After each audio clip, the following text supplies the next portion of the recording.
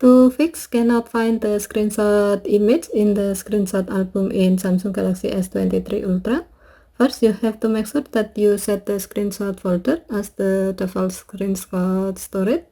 To do so, swipe down the top of the screen and then tap setting icon. Scroll down the screen to find advanced features. Tap advanced features. Tap screenshot and screen recorder. Tap save screenshot in. And then navigate to the default screenshot folder, which is located in the internal storage. DCIM. And then screenshot. Next, tap done button.